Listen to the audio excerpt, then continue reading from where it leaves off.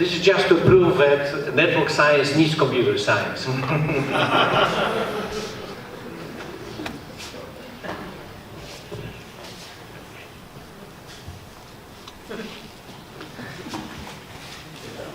Yes. So we are coming to the grand finale, and we had a wonderful speaker at the closing, and I was asked to tell that if you don't know who the speaker is, you are at the wrong meeting. Laszlo?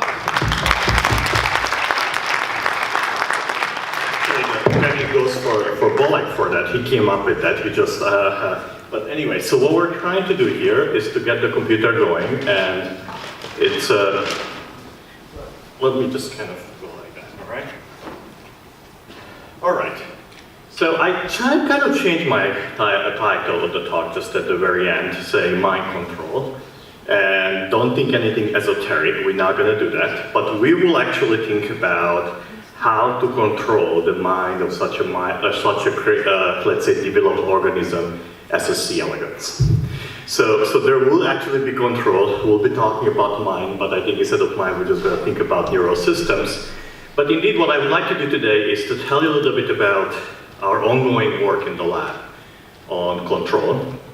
And particularly at the end, or let's say the last third of the talk, we'll focus on some of the new developments that are not yet published of how we are actually validating control in real systems. So it's not that my computer has been attacked by any bugs, so that is actually perfectly.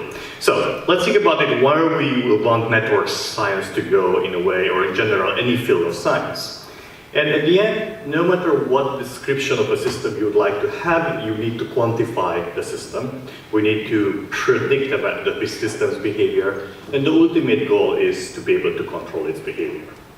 And this kind of agenda is a little bit almost independent of what area you're looking at, except that in the term control has very different meanings in different areas. What do I mean by that? Well, I mean, that's really the question is, what do we mean by control? And one way to think about control is to think about, remote control, like a drone, whose behavior is entirely controlled from far away. But control has other meanings as well, psychological control and so on, controlling your emotions and so on. And of course, if you grew up in Eastern Europe, as many of you are, and I did, then there's of course social control. And the question is really, what is the meaning of the control we'd like to invoke in this context? And when I think about control, I'm really thinking of a very dry definition of control that is very rich nevertheless, that comes from control theory. And control theory it's a very well-developed mathematical theory that is very active among engineers. Electrical engineering departments typically have few or a lot of control theorists. They do occur in mechanical engineering and so on. And what the engineering community really works on in this context is how to build things that can be controlled, how to build an airplane, how to build a rocket, how to build a car, how to build a computer whose elements can be explicitly controlled. And this is just to illustrate the vastness of the topic. We kind of almost randomly picked a number of covers of books on that, but there are many, many more. Not entirely randomly, because one of the books is by our collaborator, Jean-Jacques Slotin, so you will see a little bit later what is the work we did together. So what does control theory tell us about what control is? And what does it mean to control a system in general? And control theory gives this kind of high-level definition, is that the system is controllable if it can be driven from any initial state to any desired finite state. Now, that's nice. What does it mean? Well, if you're a physicist, what it means is that you have a phase space, and you are in some initial state, and you would like to get to some final state. And controllability means that there is a path that the system can actually go through a continuous path from the initial to the final state. I may not know necessarily what that path is. There may be multiple ways of getting there, but I can, in principle, get there. And I can get there in a finite time. So that's also important, so that it's realistic for me to get there.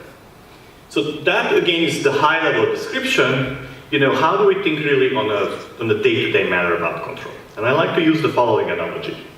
So a typical car consists of about 5,000 components. And yet, when you drive a car, you're not really thinking about all those 5,000 components, right? Instead, you are thinking of 3 or 4, depending on what side of the ocean you are. It could be the steering wheel, the gas pedal, and the brake. And if you're in Europe, you also got a clutch, right? And by changing the state of those 3 or 4 components, you're making all the other 6,000 components follow suit, which means that you're driving the car and you're not thinking what the piston is doing and whether that electric shock is happening at the right moment at the right time. All you are thinking about, like through these 3 or 4 components, how you are controlling the behavior of the system. So now, of course, the reason why you can, and we all can control a car is because a car has been built, has been engineered, the way we would say, to be controllable from 3 or 4 components, right? And this is so much so that I would urge you never to buy a car for which this is not true. Now, what if I'm going to go ahead and reverse the question? And I'm going to ask you an apparently very stupid question. Here is a car's wiring diagram. And I would like to ask you to figure out what are the 3 or 4 components from which you can control the system. Okay? And you would say, well, if you call a mechanical or electrical engineer who has some familiarity with cars, they could probably tell you where it is. But in general, it becomes a very important and a very interesting challenge to figure out what are the points, what are the 3 or 4 points from which the rest of the system can be controlled. To most of us who are not mechanical engineers, this will be a big research problem to figure out from this wiring diagram what are the points from which I can control the rest of the system. And just to kind of show the unfamiliarity of the system, this is not even a car, it's a motorcycle. I couldn't even find a car wiring diagram for that. So you see the kind of the difficulty of the problem, that how would you control this network? And you would say, why would you ever bother to ask this question? Because indeed the engineer could tell you the answer. And the reason we bother to ask this question is because much of contemporary science is about figuring out how a system is being controlled. What do I mean by that? And they may not call it that way, but that's what they do. Think about what the biologist does day to day in the lab. They are trying to understand how a cell controls its own behavior, right? If you change the state of certain genes, what other genes will be affected and how the behavior of the system will change. So much of biology, they talk about mechanisms, but what they really want to figure out is that what are the internal control mechanisms of the cell. And so is much of brain science, really, trying to figure out what are the neural level control mechanisms that allows you to, if somebody touches me, that I maybe jump, or maybe I feel good about it, and whatever the type of reaction it has to elicit that particular touch, or the stroking as we heard last night, right? So those are all control mechanisms. And so in biology, really, in a different language, but it's all about figuring out control. And let me give a much more specific example. A few years ago, Japanese researchers got the Nobel Prize for medicine. And what his main discovery was is that what are the 4 genes whose state, if you change, you can turn a normal cell into a stem cell or a stem cell into a normal cell. What did that researcher found? It found the 4 control points of the cell, right? That control that transition state, that transition from normal to the stem cell. And that was important enough for offering him the Nobel Prize. In principle, he intuitively, or through experimentation, found the steering wheel, the gas pedal, and the brake of the car. That's exactly what he found, and then he learned how to use it. And even in another area, let's say leadership, right? You're asked to be in charge of a new organization. This is a social network of a particular company in Hungary. I'll tell a little bit about as we move along. Actually, maybe I should tell you right now. So, later. So, but the bottom line here is that if you're asked to lead a new organization, a new university, a new company, whatever that is, you're asked to step up as a leader. And we don't like to call it control because you're not controlling the organization. But effectively, you're trying to figure out what are the individuals in that organization through which you can achieve your agenda, right? Whom you can rely on, whom do you need to, because you can't really interact with everybody in the organization if you have hundreds of employees or workers or whatever they that. So you're trying to figure out what are the nodes through which you can actually exercise control. So this is really the question we'd like to ask, is that if I'm given a network, an arbitrary network, how would I think about its controllability? What are the nodes through which I can control? What are the mathematical tools available to us to address that question? And this line of thinking started a few years ago in around 2010 in my lab, and the first paper came out in 2011, and we have a series of papers on that. So let me give you kind of the highlight of where do we start when we start thinking about control. And the first thing we have to realize is that control fundamentally is a dynamical problem. It's not a topological question per se. Because when you say you want to control the behavior of the system, or you want to get the system from here to there, this means that the dynamics of the system has to be cooperating with you, or you have to exploit the dynamics of the system to reach that. So that means that we can't only think about the network, we also have to think of the dynamics. And so here I'm going to describe you how is that happening. So I have a tiny network where each node has a state variable that we're going to denote by X. So that could be the concentration of a molecule in the cell, the gene's activity level, or could be the amount of electricity going through a particular component in the car. So it could be many different things. Or it could be the traffic on the internet route, or whatever that is. And what we're saying is that the state of each node is determined obviously by the state of its neighbors, where the signal is coming from. And so we have a simple differential equation, which for now we're going to make the assumption that this dynamics is fully linear. And this is kind of the equation that describes it. And where A is the matrix, which is the network topology, telling us who are the other nodes that influence my state. It's a directed network, but it doesn't necessarily need to be directed.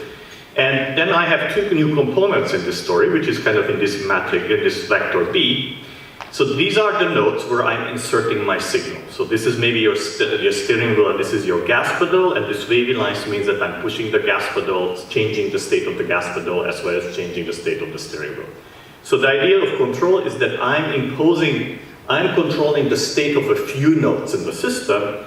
And the question I would like to ask is that what happens to the rest of the nodes? Can I make the other nodes to do what I want them to do?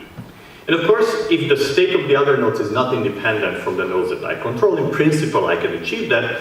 And of course, the simplest way to control the system is to control every single node, that put a wavy line to each node. But that is impractical and very costly, right? So that would mean that everybody, I have to tell them precisely what to do in my institution. That's not the way institutions work. So the question we want to ask is that if I have controlled these two nodes, am I able to control the rest of the system? And the answer to that was given in 1963 by Rudolf Kalman, who was a control theorist / mathematician, who said, if you know the matrix of how the components are connected, and you know what are the nodes for which you can have control that you are controlling from outside, then you can build what we call a rank condition or rank matrix, which is really generated entirely from the A and B of a vector matrix. And if this matrix has a rank n, where n is the total number of nodes, then the system is controllable. If it doesn't have rank n, that is rank deficit smaller than n, then the system is not controllable. Okay, so that's the abstract condition. What does this mean? What it means really, and let me show you some examples. So here's a simple system. I have 3 nodes in a row connected, x1 affects x2, x2 affects x3, and then I'm putting the signal in here. And the question I want to ask, could I control the rest of the system? Could I make all the other nodes do what I want them to do, right? And if you apply the Kalman rank condition, you will find that this system has exactly rank 3, so the answer is yes, this system is controllable. Not surprisingly, right? But here is something that is a little bit less trivial, which is I'm controlling this top node and I'm trying to see whether I can control the rest of the system. And it doesn't look so different from what I had before. Yet when you do the matrix, it turns out that this will have rank 2. You see I have 1, 0, 0 zeros in the controllability matrix, meaning that the system is not controllable. And the reason why this is not controllable is that it's true that I can make the central node go up and down whatever I want, and that would influence x2 and x3. But I cannot make x2 and 3 to go independently from each other, right? I can make up to go together or out of phase always or whatever the coupling is between them, but I can just say, you stay here and now you can oscillate like that. That is impossible to do in under these conditions. And this is going to be very important because it's going to come back this type of, let's say, deficiency over and over in our applications. So in this case, the control fails, and the one way you to see it is that your solution will be stuck in the plane, that you cannot get out of the plane, and the system effectively is not controllable. How would you control this network? Well, the answer is you need one more signal. You need to kind of inject a desired signal to another node, and then you will achieve control over that. So let's put these examples together. So what the Karman condition tells me is that this system, the first one is controllable, the second one is not controllable, and the last system is controllable. So given the network topology that you have, and given your guesses of where the controls is taking place, it can give you a yes or no answer. So it sounds like our problem is solved, but it's not. And here's why it's not solved. Well, and these are the difficulties. The first of all, to really fully apply the Karman condition, you need to know all the link weights, that all the parameters. And in real networks, the weights are not constant. Sometimes they change in time. Sometimes we don't know that. That turns out to be the least of a problem because we can switch over to a methodology by which we use arbitrary weights, and the answer what we get will be true, except in what we call a zero measure anomaly. Sometimes if you choose the wrong weights, something could happen, but that's very rare to happen. So the bottom line, what you need to remember is that the weights don't matter. We can decide whether a system is controllable without knowing the weights. All we need to know where the links is there or not. The weights matter for other reasons. We can talk later about it. But so that's kind of the easy part. The biggest problem is this. The Karman condition doesn't tell you what are the control nodes. It tells you that once you had a guess for the control nodes, whether you are right or not, can you control the system from there to not? And in reality, what it means that if you have a large network, you have to try each of them individually, saying, can I control the system from that? And then if you don't find any single node, you have to try every pair or every 3 nodes and so on. So effectively, you will have to try 2 to the n combinations, which in a large network, the brute force approach will be infeasible. So it's going to be very hard to decide whether or not, it's easy to decide if one particular component, one particular configuration is controllable, but to find the control nodes is very time consuming. And the worst part comes here, that the Karman condition is easy to check for small networks, but it's very difficult to check for large networks, because you're going to have to start inverting networks of size n square m, where n is the number of nodes and m is the number of control nodes. So if you have a system that has more than 1,000 nodes, pretty much all your linear algebra algorithms that you have in the computer will fly away. You will get zero divisions and lots of other things, so you will not have the accuracy to do that. So the Karman condition can be in principle checked for a particular configuration for small ones, but for beyond 1,000, it's almost impossible to do it computationally. So what do we do then? So what we have right now is that if you have a guess, you can check it for smaller networks, but you have no way of simplifying where what are the control nodes.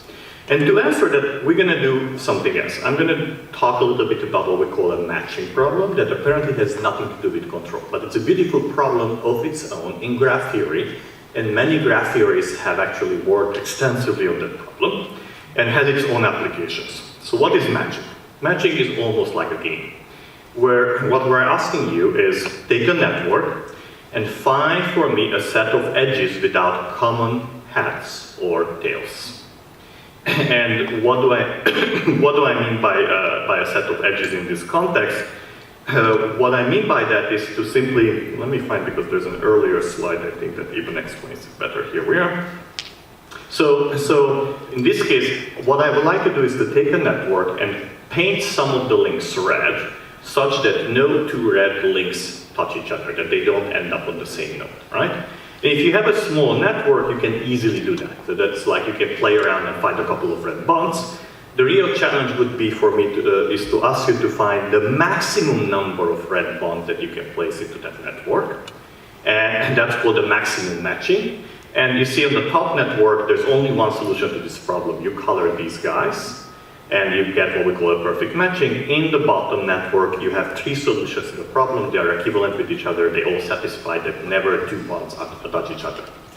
Why do we care about this problem? Because this is the type of problem that people use these days, particularly in the United States and maybe in Europe as well, to match people to jobs. So for example, if in the United States you finish medical school and you would like to go to your next step, which is called residency, working in a hospital, training further to become a doctor, then what you do is that you go and interview at a bunch of hospitals, and then you give them a rank list to say, this is my number 1 choice, number 2, number 3, or number 5. And then the hospitals do the same. They interview a bunch of people, and they also give a rank list back to the system saying, this is the person I would like primarily, this is the second, and so on. And what the matching does is that it tries to find the best match. That is that the solution to the problem that satisfies best the solution, the needs of everyone, but make sure that everyone is matched up. So, and that's really a very interesting matching problem of its own, and that's why people study so much the matching. The Hungarian mathematician Laszlo Barabasi, who is now the Academy's president there, he actually wrote the whole book, and there are many books about matching theory. Now what I would like to do is to do matching in directed networks, and it's the same story, except with one more change. I'm allowing for the same node to have 1 incoming and 1 outgoing red bonds, but I cannot have 2 bonds pointing to it or 2 bonds going away from it, right? But I can have 1 coming in, 1 going out. So this is kind of the maximum matching solution to this problem. For this network, the maximum matching is this. For this one, all of the bonds can be red, you see, because never violate the principle that more than 1 link goes out or more link goes in. And in the bottom, there's only 1 link matched. Now, the language we use is that the nodes to which the red bond points to its matched and those to which is not pointing to its unmatched. Why did I tell you about this matching problem? Well, it's interesting of its own, it's a cool problem. But the reason I told you is because we were able to prove a very interesting theorem. What we proved, if we call it the maximum input theorem, that if you would like to control a network, like any of these networks, then the nodes, the driver nodes through which you have to control are the unmatched nodes. That is, what the proof does is that it does a one-to-one equivalence with the dynamical problem that we had earlier, which is the control problem, and this completely topological matching problem that has been studied in graph theory. Let me give an example of what this means. Let's say that you want to control this network, right? Very simple network, and how would you do that? Well, you would find the maximum matching. In this case, this is the maximum matching. You can check that there's no other bond you can ping without actually violating the principle that we had. And then what we say is that everything who is not matched will have to be controlled. And if you control everyone who is not matched, then the system is fully controlled. If you fail to control any of those guys, then you will lose controllability. And you may notice that there is not a single solution to this problem because there are 4 different matchings, and therefore there are 4 different ways I can control this network. Now, what is interesting about this story is that I ended up taking the dynamical problem of how information is flowing on the network and how it's reaching different nodes, and ended up mapping it exactly into a purely topological problem, which is how could I find the maximum matching of this? So that by itself is very fascinating that a dynamical problem has been turned into a static topology problem. But it looks like I haven't really solved much, right? Because I've taken one brute force problem, which is finding the control nodes, and turned it into another brute force problem, which in this case, figuring out where the maximum matching is, and that would also require, in principle, if I approach it by brute force, 2 to the n different combinations. But the reason, of course, why we're excited about this mapping is because it has been known for a long time. The maximum matching is not an NP-complete problem, but has a polynomial solution. And there is a so-called Hopcroft-Kraft algorithm, and there are many others as well, a few others, actually not many, a few others, that allow you to find the maximum matching in the polynomials time. So once you do that, then suddenly, if I have a polynomial solution, you can give me a very, very large network. I can run my maximum matching algorithm on that, find out the nodes who are not matched, and then I know that those are the nodes that I need to control, right? So suddenly my very complicated problem where I could not invert my matrices and so on, it's all out of the window, and I have a very simple solution to the problem. And that's exactly what we did. So once we had this toy, you got to play with it, right? So you got to apply it to lots of different networks. And so we took a bunch of networks out there that were directed, and we said, let's see how controllable they are. And our definition of controllability was how many nodes you need to control the network, or what fraction of the nodes. So we thought that networks for which most nodes have to be controlled to control it are very hard to control, right? Because you have to do lots of signaling. And those which can be controlled by a few nodes are easy to control. So we took every network that we could, that are directed networks, regulatory networks, food webs, metabolic, World Wide Web, and so on. And we didn't really pay attention whether these networks should or can be controlled. Like the World Wide Web is really not something we want to control, right? So it doesn't matter. What matters is that we took a bunch of directed networks and asked the question, what fraction of the nodes I need to control the network?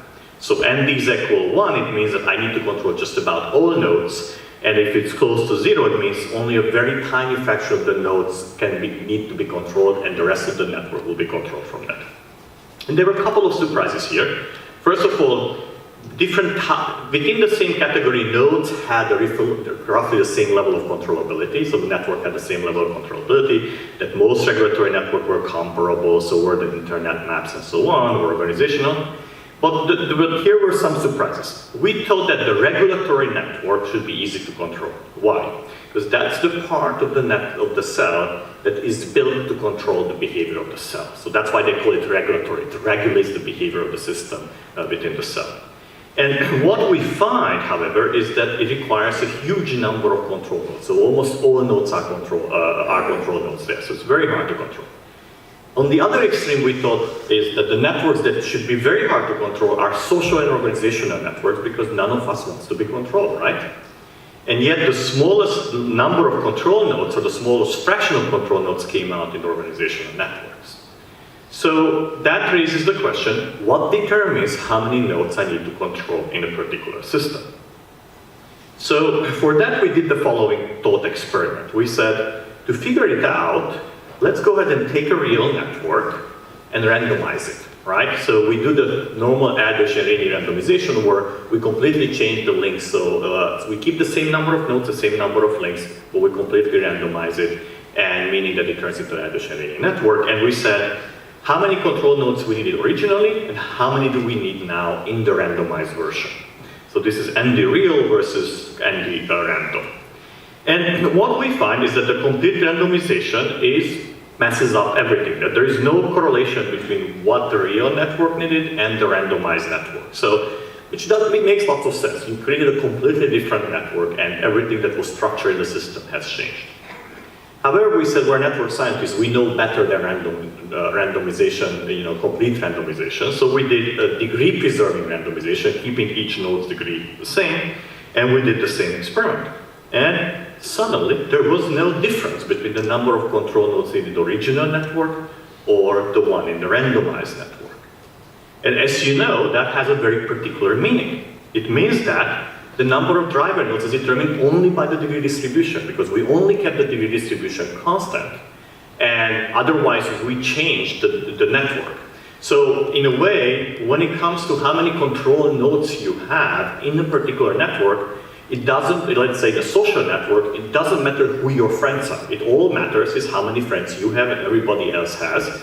And if I change the fabric of the network, as long as I keep your degree the same, the number of driver nodes remains exactly the same, or very, very close to the original one. Now, you may lose your status as a driver node if you're originally, but the number will actually remain unchanged. So that is a great relief analytically. Why is it analytically relief? Because it tells us that we exactly calculated using a cavity method. So the cavity method is very well used in spin glass theory, that's where it comes from. And it turned out that calculating how many driver nodes it has can be done using this methodology. At this time, I'm not going to present the method, it's in the paper. But what it gives us is that you give us a degree distribution and we can tell you how many driver nodes you have. I don't need to know the particular wiring diagram, how the network is wired. It's just the degree distribution. And we could even get analytical results. So for example, we asked, how does the number of driver nodes depends on the degree of the network? That is, are less dense or more dense networks easier to control? And the answer analytically, whether it's addition or scale free, that the number of driver nodes decreases exponentially with the increasing average degree of the network, and only the prefactor of the exponential is different for a scale random network, which means that as you're making a network denser and denser, you are requiring fewer and fewer to control the network. Why is that? Because if you make the network denser and denser, you're creating lots of possible paths to get your signal to many different nodes. So you will not have bottlenecks like a situation where the signal comes in here and I cannot get different signals to these nodes, because these nodes will have many other links. So therefore, I will not violate the Kalman condition. So denser the network, easier to control in general. We also said, well, does the degree heterogeneity matter? And this is kind of the Gini coefficient, where it's very, very small if the network is homogeneous, that all the nodes have this comparable degree or exactly the same degree, and very large, if age is around 2, means it's very heterogeneous. There are huge hubs connected to many, many small nodes. And what you find from here is that the more heterogeneous a network is, the more control nodes you need. That is harder to control. So putting these pieces together, what we're finding is that the mean degree and the degree heterogeneity are two main factors that determine the number of driver nodes. And in particular, the surprising effect here is that the sparse and heterogeneous networks are harder to control than dense and homogeneous networks. And you probably sense why is that surprising, because most networks out there are sparse and heterogeneous, right? So it turns out those are the difficult to control, and the denser networks that we see less and less in nature are the easiest, are easier to control. So let me just kind of do a quick summary here, stop for a second and say, what exactly did we do? Because I took you over many steps, so I'm going to summarize that. So we started out with an arbitrary weighting networks, and I made the claim that the weights don't matter, because we can use what we call structural control, and we can do the wall calculation on binary networks. So if you want to ask whether the network is controllable or not, you don't need to have the weight distribution. But now for a binary network, this was kind of the real innovation, where we proved the theorem to tell us, the maximum matching theorem, that the driver nodes are the unmatched nodes of the matching problem. So this is really where the magic happened, right? We mapped the control problem into a matching problem, and then having the Hopcroft algorithm, we can now very effectively calculate who are the control nodes. Now, I'm not putting an arrow here from there, because the next step was not an exact step. It was a finding, a numerical finding, that if you randomize the network, then the number of control nodes don't change. So that we found numerically that the degree distribution happens. Only we are not able to prove that at this moment. We talk with mathematicians and they have some guesses how would you go by it, but we don't have the proof. But we have pretty strong numerical evidence, so no one is doubting that.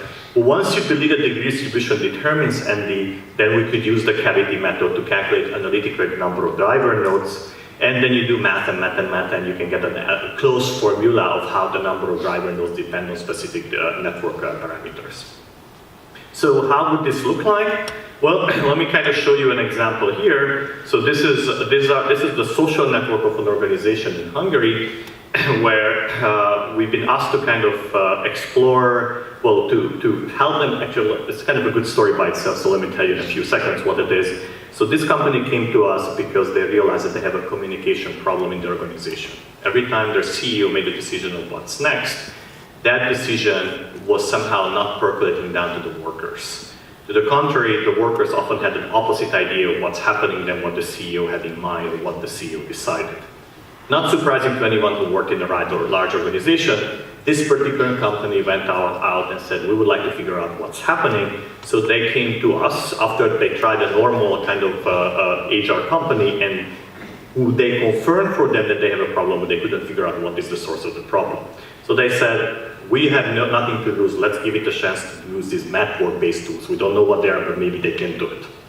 So what we did is that we ended up interviewing every single individual and through an online platform and asking them whom do they talk to on a daily basis, where do they get their jobs, that who's telling them what to do, and where do they delegate their jobs, whom do they tell them what to do, and whom do they turn to if they have a question about organizational issues. So in a way, we kind of ended up and replaced this list of employees by the way, the different colors correspond to 3 different locations. So there's a headquarters in Budapest, there's one manufacturing site outside of Budapest, and there is one actually far away from Budapest and then one closer to Budapest. So there are 3 different units of the company, and we ended up replacing this with a network. And suddenly, of course, you see these highly connected nodes or hubs, and we know that they normally emerge, but the beauty of it, what you have to realize is that these nodes are very highly connected, not because they think very highly of themselves, but because lots of people pointed to them of they being the source of the information. Because everybody was asked to say at most 5 people they talk to or they turn to and so on. So no one could become a hub just because I listened to everybody that I talked to them, right? And suddenly I became a hub. Other people had to point to me in order for me to become a hub. And so, fine, we have hubs, but then, of course, the question is who the hubs are. And there's a funny story about, we actually ended up saying, well, maybe the hubs are the leaders, and here they are, the CEO and the directors, and of course, none of them is hubs. And then you look at the next level, the top management, and there is no top management among the hubs. And if you look very carefully, you find that the biggest hub in the center comes from the very bottom of the organization. And of course, the question is, who is he? And what should we do with him? And let me leave that one to later. And let's kind of go back to control. So what we have here is that we have an organizational network where we have a directed information about who is talking to who, where is information flowing, and so on in the company. So we could in principle apply control tools here, and by no means I'm applying that we really figured out how to control the system. Absolutely, that's not even in the realm of possibilities at this stage, but it illustrates what this means. And it means that the most nodes, and those are the vibrating nodes, you see that most nodes are vibrating, are not control nodes. That their position in the network is such that they don't play a control role. But then there are a few nodes, and these are kind of the red nodes who play such a control position. So all I'm trying to show is that given an arbitrarily large directed networks, this methodology will help you figure out who are the control points of the system. So this is kind of where we were a few years ago, and we had a number of other cool results, and Kyle, who is sitting somewhere here, I guess, has really kind of helped us to understand what is the individual node's role, for example, in control, in a sense that because we have many different control configurations, am I always controlling the system or just have a marginal role? So we have algorithms for that and so on. But instead of kind of developing into that, which I would like to develop into something very recent, which is, the question is, how do we know if we are right? So this is beautiful mathematics we apply to lots of directed networks and so on, but then we have no real evidence that anything that we're actually getting out from the system has anything to do with reality. It's all a mathematical game. So how do we do this step of really getting evidence that this works in real systems? And to answer that, we decided that we have to find a system where some of these ideas can be explicitly tested and proven or unproven. And that's where we get to the mind control, right? So the question we ask is that could we control, and I'm going to go a little bit fast here because I don't need this line, could we control the mind of an organism whose brain is accurately known? And so we turn to C. elegans. Why to C. elegans? C. elegans is a tiny worm, about 1 millimeter long, and it's in Earth. It lives on Earth. So if you kind of take a cup of Earth, you will find many C. elegans there. It's very essential for the soil, the way it works. And it consists of only 1,000 cells. The whole organism is 1,000 cells, of which 302 of them are neurons. So that's kind of the brain. It's not a particularly smart organism with 300 neurons, but the beauty of it, and that's where it differs a little bit from us, well, other levels as well, not only the numbers, but each C. elegans has the same brain. That is, the neural network is identical as far as we know for every organism, unless it's sick, some mutation kind of killed one of the links and so on. So in a way, the wiring diagram of this network is predetermined genetically. And if you map one organism or the other one out, you find the same wiring diagram. And they don't do too much, these C. elegans. They eat and they move around, they do this kind of curvy motions like you see over there. And there are a few things you can do with them to perturb their motion, and one of the things they do is that they sense their environment. So there's this light body touch that if you touch them lightly, they will turn around and start running away from you. And this is what this video is showing. You see the C elegans is coming from the left, and then there is this thing that touches it, and it turns around and goes back, right? So it does a couple of other things. It can also sense food, smell food, sense food gradients, and it goes towards the food gradient. So if there's more food in that direction, it will sense it and go there. But this is probably the most dramatic things it does. You touch it, it will run away, right? And so then the question is, how does it do it, right? And the way it does it is that some of these neurons are on the surface of the C elegans, and they are touch sensitive. And somehow that information that I touched, it has to go to the muscles and has to change the control of the muscle so that it goes backwards rather than going forwards, right? Because it was going forward, and then it has to completely change the control and make it go backwards. And the biologists have been working for over 30 years on this problem, and they have kind of an idea of how that happens. And this is how the traditional biology story would come. Well, there are two neurons who are involved in the sensation. These are the sensors, and these are the ones that if you touch the body, they will sense that that has been touched.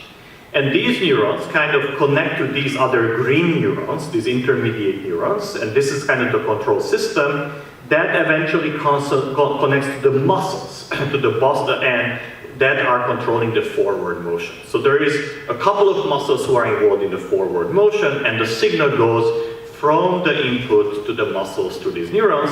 And then there are a couple of muscles involved in the backward motion, and this is the pathway that connects to them. And then there are a couple of muscles involved in kind of head motion, and those are the muscles of the neurons involved in that. How do we know that? Well, we know that because people have been knocking out individually the neurons, and they said, well, if I knock this neuron out, nothing happens, and the C elegans can still do what it does, but if I knock the other one out, it's called ablation in the neuroscience, then the neuron, then it doesn't work normally, or it's not sensing what I did, and so on. And through 30 years of experimentation, they arrived to this picture and this model, and they said, here are the 8 neurons that are involved in this process. These neurons are involved because we know experimentally that if we ablate them, then the C elegans is not able to do it anymore. So that's kind of our evidence. And based on this, they were able to draw this diagram, and of course they mapped out the links as well. So together they said, we have a full story for you, right? We know how this happens. And this is kind of what I'm illustrating here, for example, that they say if you knock out this neuron, like this one, then there's a loss of backward and forward motion. If you knock out this neuron, then there's an uncoordinated motion. That's what they find experimentally. And then there's a similar evidence for each of those pathways. Now, this is all beautiful. This is what you find in the textbooks. The only problem is that the network is not that simple. It has 300 neurons, and it's a mess, right? And it doesn't look anything like that simple schematic picture that you saw there. Those links that I showed in the simple schematic pictures are there, but so are several hundred others, right? And those several hundred others are connecting all of these neurons that they selected in a very almost random looking way. So you cherry pick the one that you like, but you don't know what the others are doing and why they are not affecting that.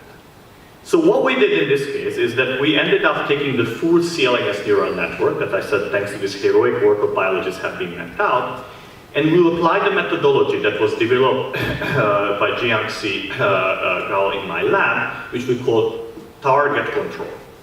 So far, everything I told you was full control. That is, you have a couple of control nodes and you're trying to control the rest of the network, all nodes. Target control is something much more realistic, where I'm saying, I have a couple of input nodes. This is where a signal is going in, and I'm asking, can I control the output nodes? In this case, the output nodes are the muscle. And I don't care what happens in between. I don't care about the state of the nodes who are not really affecting the muscle, because all I'm saying, can I make the muscle do what I want to do? So that's what we call target control. And the methodology we developed that was published in Nature Communications about 2 years ago was, you pick a set of nodes, and we tell you what are the nodes that you can control so that those nodes are controlled, and we don't care about the state of the others. So I mean, obviously you can control those nodes, but what are the other nodes from which you can control that subset of nodes? So we ended up applying that methodology to the full C elegans neural network, where we asked how we can control the muscles from the input. And what that gave us is a couple of very surprising predictions. And this is kind of the full end. First of all, The black ones are those that are experimentally were known to be involved in control, and so are the green ones. And we indeed predicted that in the larva stage or the adult, because you can also look at the baby or the adult C. elegans, they should actually affect the control. So this is like in accord with the experiments, we predicted that. We also predicted that. But we also predicted that these guys should be involved in control. And we also predicted that these guys should be in control in adult, or should be involved in control or in larva. And these guys were actually unknown experimentally. So they were known, 8 of them were known experimentally out of 300. And we ended up predicting 3 plus 4 more, so 7 more. So now you can ask, how is it possible they missed it? Well, it's because it requires lots of experimentation, so you don't just randomly go by that. And the question is, how did they find those that are involved? And the reason they found it is they typically said, my hypothesis is that the neuron that is involved in the control is either the one that if you remove, there will be no path from the input to the output, right? You cut the path, or that they are directly connected to the muscles, and so when you disconnect it, then you lose control over the muscle. And what is the beautiful about these cases, and that's what I'm going to focus on, that it's not true any of them for that, in the sense that they don't disconnect, if you remove them, they don't disconnect the path from the top to down. There will still be a path. But what we're predicting is that while there is a signal going, control is lost because you cannot send separate signals to separate muscles, so therefore you cannot wave it to wave. So let me show you the mechanism. So this is one of the AV key prediction here. This is the one that we predicted in the larva to be the, and this is how all the paths from the input to the output looks, and the 2 guys that I'm having 2 AV keys because when experimentally they cannot distinguish the left and right version of the same neuron, and there are often 2 copies of that, or sometimes 10 copies, 5 and 5. So when they ablate a neuron, they ablate everybody who looks like that. So there are several classes, typically only 2 neurons, and sometimes the most I think is 10 in this case. So these are the AV key neurons, or neural classes. And based on that, it's not entirely clear why you lost control, but then here I'm showing you the mechanism. What happens in this case is that if you remove this neuron, you're still going to have from the input to the muscles, the green nodes are the muscles, you're still going to have a path, right? You can get to it. But you suddenly will find yourself in this double situation that one node is trying to control 2 and is not able to get independent signals from it, right? If the red node is missing, this guy is trying to control, to send separate signals to that, and that's not possible, right? So, and that's what happens in the larva, and I'm going to show you, but if you take the same, but in the dot has more neurons, because as it grows, it actually adds a couple of more neurons. The situation is lost, because that the control is not lost. What I mean by that, because if you remove this guy, I still have now in the dot 2 nodes who control the 2 muscles, so I can get independent signals to them. So let me compare the left and right. So this is the same neuron being knocked out in the larva or in the dot, and you see here control is lost, here control is not lost. So that was the prediction we made. And similarly, we also said there's another neuron, RID, and here again, if you look at the larva, if you knock this guy out again, this guy is trying to control both, and that's not possible. So there we predict that that neuron is important for control. But in the dot, if you knock this out, there's another neuron who can take care of that guy. So therefore, the control is not lost. But what I want to emphasize is that even though we knock this neuron out, the connectivity is not lost. So this was never tested experimentally, because in neuroscience, the thinking was nothing could happen because I still have a path. But what they didn't think of, that control could be lost. So the beauty of this is once we made these 3 predictions, we were able to convince a group from Cambridge University to go ahead and experimentally test this. And what it means is that they ablated this particular neuron, and they look under the microscope and they measure about 600 parameters of how the neuron moves by taking a video of that. And what they found is exactly what we predicted. What they found that when it looks at the speed of motion, in the larva, the knockout version actually changes, so the speed changes, but in the dot, there is no significant difference. There's a tiny difference, but not significant if you knock out the same thing. And also when it comes to the main inter-reversal time, because they keep changing their direction, And again, in the larva, that difference was significant. In the adult, it was indistinguishable. So what they found experimentally, exactly what we predicted, that in the larva, in the young animal, control is lost. In the adult, control is still there and is fully possible. And this is yet another example in this case that we're predicting in case in the adult to affect locomotion. And each of these cases that I told you earlier, they were all tested experimentally and they all worked out exactly how we planned. Whether it was planning where we predicted to be adult, then it worked in adult. If we predicted in the larva, it worked in the larva. Now, so these were the three that were tested experimentally. These we didn't have a chance. This is very costly experiment, so they didn't check it. Partly they didn't check it because if you knock these out, you're cutting the path so that the answer is trivial, right? So we don't really give you some new insights there, even though we're predicting and they were not known to be effective. But I'm going to show you one case which was known to be effective, but the mechanism was not known because it was not cutting the path, because it was happening in the middle, right? So these are the guys that were experimentally discovered by chance that they affect locomotion. But there was no reason for that because there were so many different paths taking you from the top to the down. If you remove these guys, you're still getting to the bottom, right? But of course, we know that control is lost because now if you remove these guys, there's only one path taking you down here, right? And now this guy is going to try to control these two nodes and control is lost. So we're able to explain the existing experiments and also to make new predictions. Now, that being said, so this is kind of my final slide. And the reason why we're really excited about this part is because, to my mind, this is the first real-world demonstration that you must use control tools in a biological system to understand what happens. And we were able to take a literature that has 30 years of experimentation behind it, coming up with 8 neurons that were known to affect locomotion, and now effectively adding 3 plus 4, 7 more predictions, of which the 3 that were already tested, they worked out exactly how we predicted. And not only that we can actually predict what neuron classes, but we can do something that they cannot do experimentally yet. We can tell which, the left or the right, would be effective. Right now they have to ablate them together because they cannot distinguish them experimentally. One day they will get to the point they will be able to ablate them individually. And in that case we can say, the left, if you knock out, will not look, well actually in this case what we will tell them is that, in this case we would tell them that if, let's say over here, that if you knock out the left one, you will not lose control, and I believe if you knock out the right one, you will actually lose control. So you know, we can make very specific predictions in that case that are not yet accessible experimentally, but surely will come and will become available to us. So now, let me just give you a bigger picture, kind of thinking about this. The reason we pursue so aggressively in my lab control is because I personally believe that most biological systems, their topology was designed by nature, by selection, to allow control.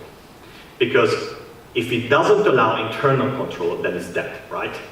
If I'm not able to control my hands, you know, I lose control, I'm sick.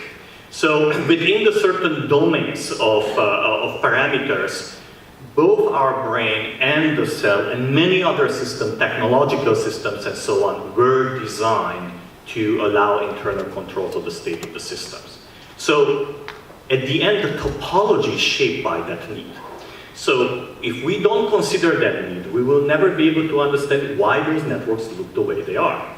And to get there, we have to do what we're trying to do here, and I'm sure there are people who can do even better as time goes on there, is to piece out the mechanisms of control in the cell, or in the neural system, or in general in a mathematical sense.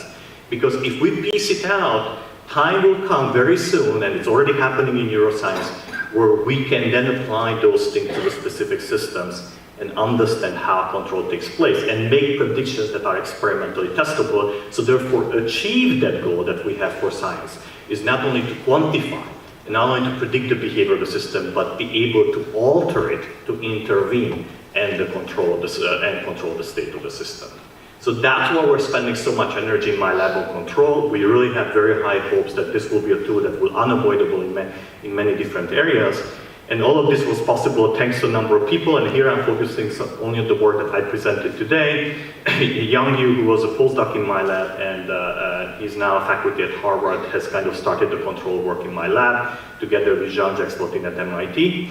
And the neural network work that I describe right now is yet unpublished, yet not written yet up, but we're just writing it up. And it's a work of Gang Yang, who is a control theorist in my lab, Petra Bertes, who is a physicist / neuroscientist, and Emma Thompson, who is a network scientist / neuroscientist, and Emma is in my lab and Petra is in Cambridge. So, and of course, none of this would be possible without many collaborators who work on the experimental side and so on. And just as a final slide, I promised Simon Caitlin, the fellow who was actually displaying the books over there, that I will not forget to mention that I have a book. By now, all of you know that, but I promised to him, so I have to show it. So thank you very much for your attention.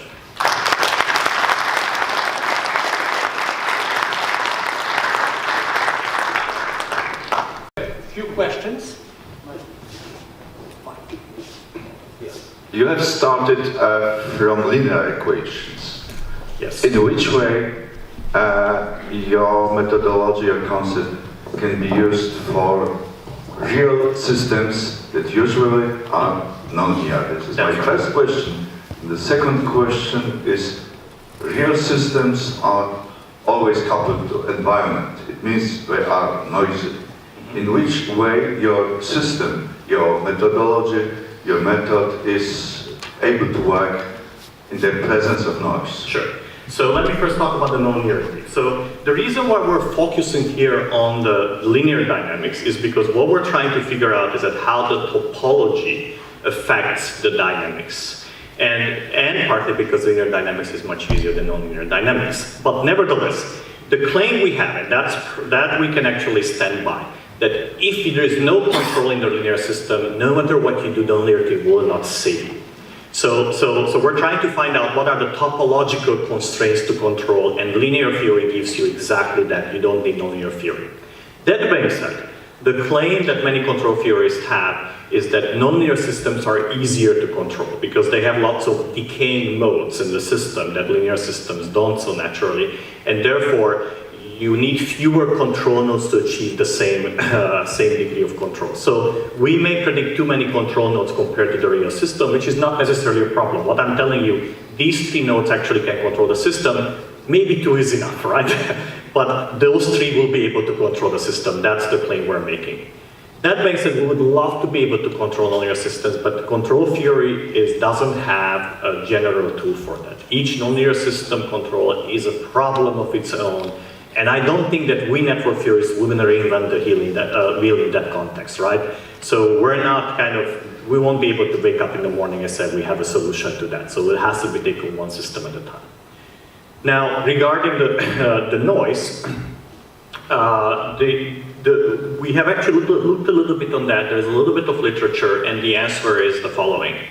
The noise affects the time scales you need to control because you're losing information.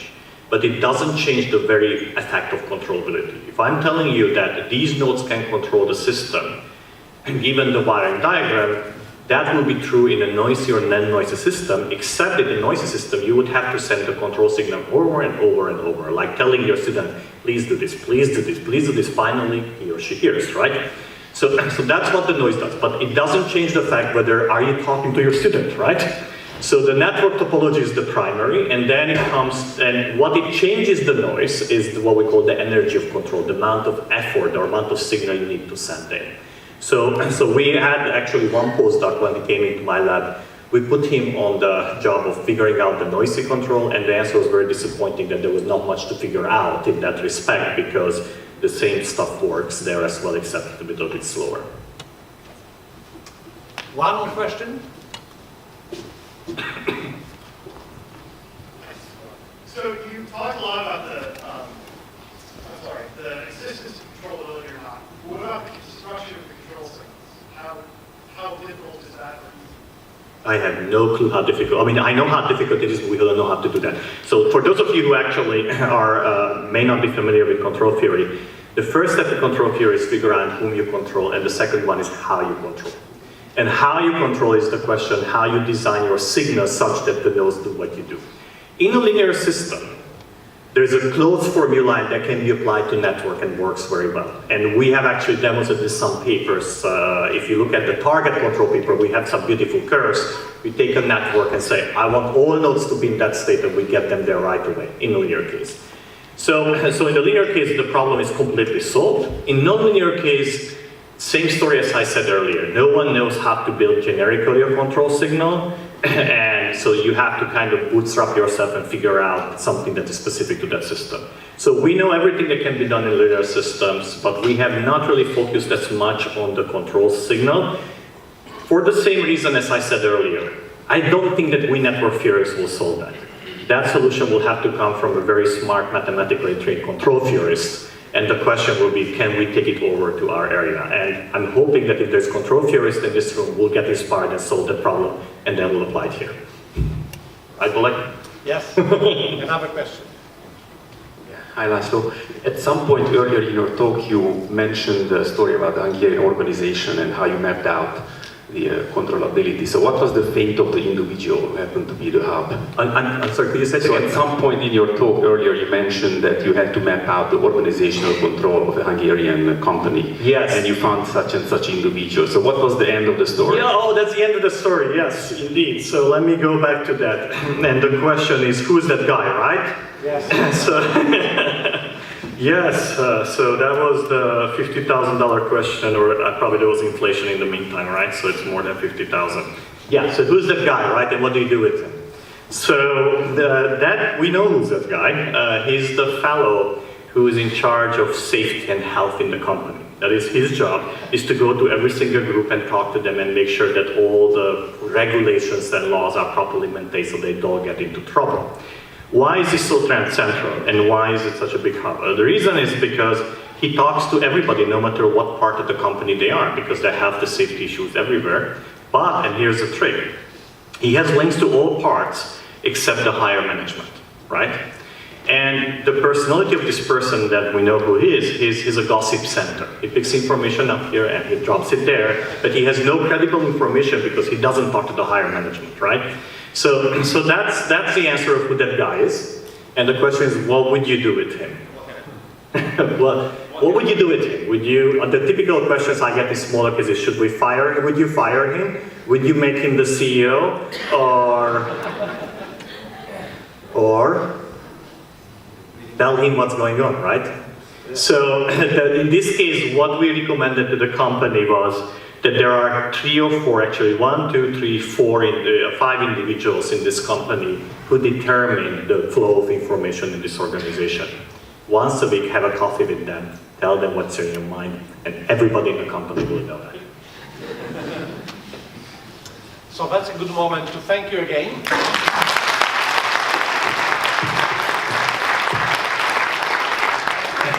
We have here a small gift from the organizers. Thank you very much for being here and for inspiring talk. Thank you. And let me actually say a few words. Since Raisa, our wonderful leader, could not be here, I do want to use this opportunity to thank the local organizers for starting actually and organizing such a unique meeting. And this was unique not only about the location, and not that we are bringing us to Poland and everything, but also the way they managed to invite all of you without having to pay registration, and the amount of work they put in to make this a success. And so I think the 2 main organizers should really deserve a huge credit for that. And I'm sure you're going to tell us who helped you in this process, right? So yes. We can actually thank all of them. But let's join me actually to kind of thank the